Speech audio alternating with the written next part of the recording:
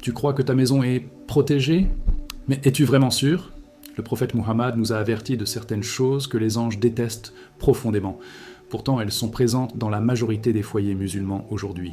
Des objets, des gestes, des paroles qu'on banalise, mais qui suffisent à éloigner les bénédictions, la paix et même la guérison. Et ce que tu vas entendre dans cette vidéo pourrait t'expliquer pourquoi tu ressens ce vide, cette tension, cette absence de lumière chez toi. Ce ne sont pas des superstitions, ce sont des vérités oubliées, des enseignements authentiques de l'islam que beaucoup ont enterrés sous la poussière de la modernité. Mais Allah subhanahu wa ta'ala n'oublie rien. Et les anges, eux, fuient certains lieux, même s'ils sont remplis de prières. Si tu veux comprendre pourquoi certains foyers s'assombrissent malgré les prières, pourquoi certaines invocations restent sans réponse, ou pourquoi tu te sens oppressé dans ta propre maison, reste jusqu'à la fin. Car le dernier élément que je vais te révéler est sans doute celui que tu as chez toi en ce moment même, sans le savoir. Et avant de continuer, plus de 80% des personnes qui regardent nos vidéos ne sont pas abonnées. Si tu veux faire partie de cette communauté qui cherche la lumière, abonne-toi maintenant à Les Voix de la Lumière et active la cloche pour ne rien manquer des prochains rappels puissants. Prépare-toi. Parce que, après cette vidéo, tu ne verras plus jamais ta maison de la même manière. Imagine un instant que les anges descendent chez toi, mais qu'ils s'arrêtent à ta porte, pas parce qu'ils ne veulent pas te protéger, pas parce qu'Allah subhanahu wa ta'ala leur interdit, mais parce qu'il y a quelque chose dans ta maison qui les fait fuir. Un objet, une image, une présence silencieuse, et pourtant très puissante. Et ce n'est pas un film, ni un mythe, c'est une réalité prophétique dont trop peu de musulmans parlent aujourd'hui. Le premier élément que les anges détestent voir dans une maison est la présence d'images ou de statues représentant des êtres vivants. Le prophète Muhammad a été très clair à ce sujet. Selon un hadith sahih, rapporté par Al-Bukhari et Muslim, les anges n'entrent pas dans une maison où se trouvent des images ou des statues d'êtres animés. Cela inclut les portraits accrochés au mur, les jouets à forme humaine exposés, ou même des objets décoratifs anodins aux yeux du monde, mais repoussants pour les créatures célestes. Pourquoi une telle réaction ? Parce que ces représentations sont liées à une époque où l'idolâtrie régnait. Et le souvenir de l'association, shirk, le péché le plus grave en islam, est inscrit dans chaque forme sculptée ou dessinée d'un être vivant. Les anges, qui sont les symboles de pureté, de lumière et d'obéissance totale à Allah subhanahu wa ta'ala, ne peuvent cohabiter avec des choses qui rappellent la désobéissance et l'ignorance. Et le plus troublant, c'est que beaucoup de musulmans modernes en décorent leur salon, leur chambre, ou la chambre de leurs enfants, sans même y réfléchir. Une photo de mariage encadrée, une poupée géante, un tableau acheté dans un marché, voilà comment, sans le savoir, on prive notre maison de la présence des anges, et sans les anges, qui restent pour nous accompagner? Qui restent pour protéger notre foyer pendant la nuit? Maintenant, regarde autour de toi. Y a-t-il quelque chose accroché au mur? Un bibelot sur une étagère? Un souvenir d'enfance posé près du lit? Peut-être qu'un seul de ces objets empêche les anges d'entrer chez toi depuis des années, et ce n'est que le premier des 3 éléments que nous allons explorer. Ce qui vient ensuite est encore plus fréquent et plus ignoré par la majorité des croyants. Tu crois que ta maison est un lieu de repos, un sanctuaire de paix. Mais et si, sans t'en apercevoir, tu y avais introduit un parfum que les anges détestent? Une chose invisible à l'œil, mais insupportable pour eux, une présence subtile, continue, qui repousse la miséricorde sans faire de bruit. Ce deuxième élément est l'un des plus courants dans les foyers musulmans. Et pourtant, presque personne ne le soupçonne. Il s'agit de l'odeur de la cigarette, de la chicha, ou de tout ce qui provoque une impureté dans l'air. Les anges, selon plusieurs savants, détestent les lieux où l'air est rempli d'impureté, de fumée, de vapeur impure. Le prophète Muhammad nous a enseigné que, même lorsqu'on mange de l'ail ou de l'oignon, on doit éviter la mosquée jusqu'à ce que l'odeur disparaisse, car les anges sont incommodés par ce qui dérange les humains eux-mêmes. Alors, imagine le poids spirituel d'un salon imprégné de nicotine jour et nuit, mais il ne s'agit pas uniquement de cigarettes. Certains encens non islamiques, utilisés pour purifier l'air ou changer l'énergie, sont en réalité liés à des pratiques spirituelles douteuses, parfois même à des invocations interdites ou des croyances contraires à la tawhid. Et pourtant, ces produits sont vendus en masse, parfois même dans des boutiques musulmanes. Ce qui est diffusé dans l'air rejette les anges et attire des choses invisibles, que tu ne veux surtout pas inviter chez toi. Et le plus choquant, c'est que certains musulmans récitent le Coran dans une pièce encore pleine de fumée de cigarettes ou de parfums commerciaux, pensant qu'ils attirent la rahma d'Allah subhanahu wa ta'ala, alors qu'en réalité, ils empêchent les anges d'assister à cette récitation. C'est comme prier avec les fenêtres fermées ou à la lumière, mais le cœur plongé dans la nuit. Tu sens que quelque chose ne va pas? mais tu ne sais pas d'où cela vient. Alors maintenant, pose-toi cette question. Que respire ta maison en ce moment même ? L'air de ton foyer est-il digne d'être partagé avec les anges ? Ou bien as-tu, sans le vouloir, créé un climat spirituellement toxique ? Ce que nous allons découvrir dans le prochain point est encore plus subtil et souvent considéré comme un détail par les croyants.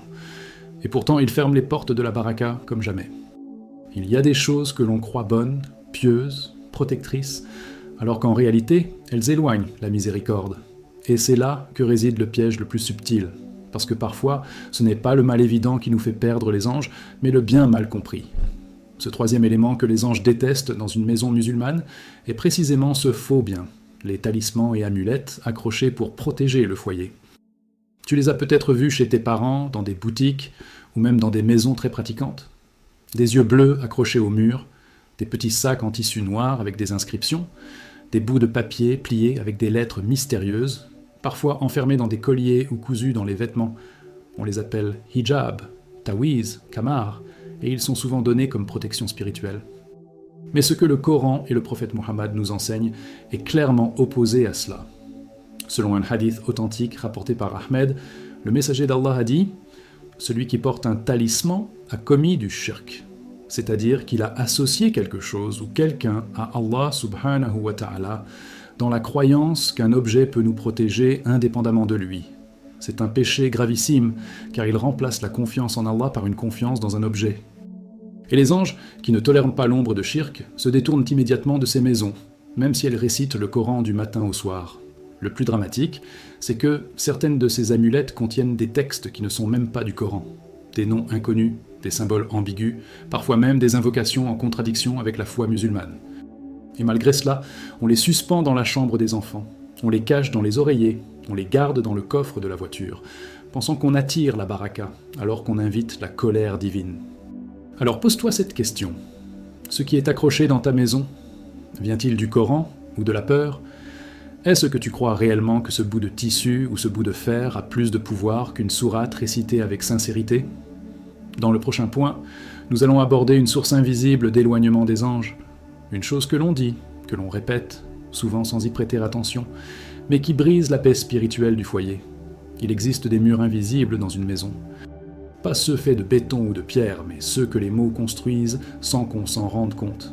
Chaque parole prononcée laisse une trace, et certaines créent un vide spirituel si intense que même les anges refusent d'y rester. Ce quatrième élément est précisément cela, les paroles de malédiction, de colère ou de moquerie, dites souvent sans réflexion, mais chargées de noirceur. Dans de nombreux foyers musulmans, les disputes deviennent fréquentes. Les insultes, même légères, deviennent normales. On crie sur les enfants, on répond durement aux conjoints, on jure par autre que Allah, on maudit la vie, le destin ou même les objets. Mais chaque mot est enregistré. Et ce que beaucoup ignorent, c'est que les anges détestent les lieux où les langues sont empoisonnées. Ils s'éloignent, et leur absence laisse place à autre chose. Le prophète Muhammad a dit « Celui qui croit en Allah et au jour dernier, qu'il dise du bien ou qu'il se taise ».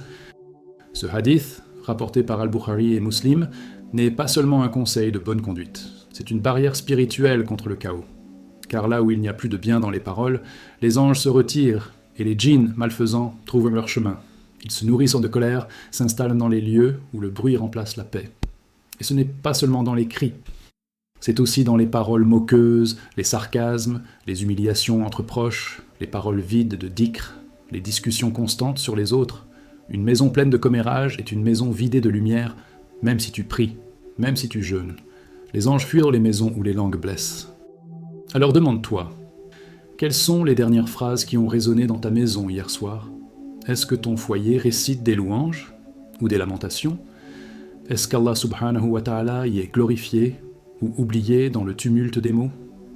Le dernier point que nous allons aborder est peut-être le plus silencieux de tous, une présence invisible, souvent décorative, mais qui ouvre les portes à des choses que seul Allah peut voir.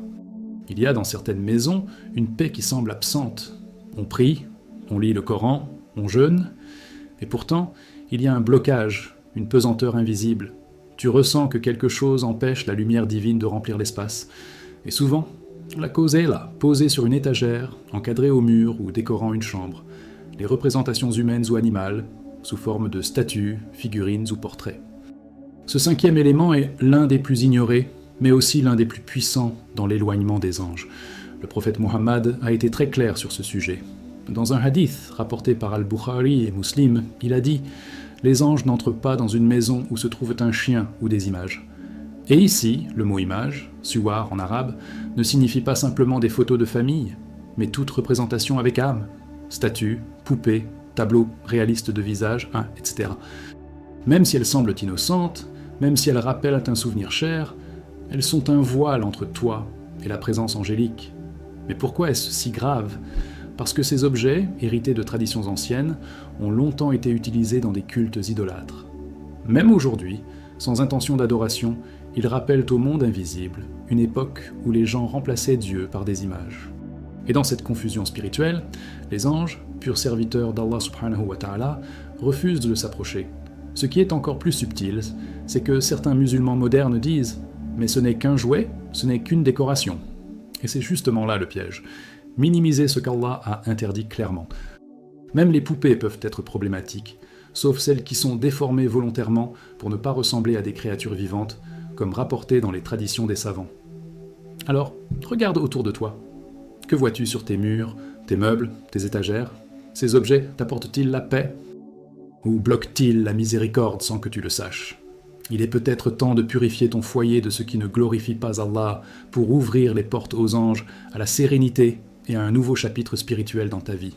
Alors maintenant, dis-moi, as-tu reconnu l'un de ces éléments chez toi ? Quelle a été ta réaction en découvrant ce que les anges fuient vraiment ? Écris ton témoignage dans les commentaires. Je lis chacun d'eux personnellement. Ce que tu ressens, d'autres le ressentent aussi. Et en partageant ton expérience, tu peux éclairer une autre âme. Si ce rappel t'a éveillé, n'oublie pas de t'abonner à Les Voix de la Lumière et d'activer la cloche. Il y a encore tant de vérités cachées que nous allons dévoiler ensemble. Et surtout, ne garde pas cette vidéo pour toi. Envoie-la à un frère, une sœur, un proche. Tu ne sais jamais à quel point ce message peut changer une vie. Regarde maintenant la prochaine vidéo qui apparaît à l'écran. Elle révèle un danger spirituel ignoré par 90% des musulmans. Qu'Allah subhanahu wa ta'ala purifie ta maison et t'accorde sa lumière. À très vite, les voix de la lumière.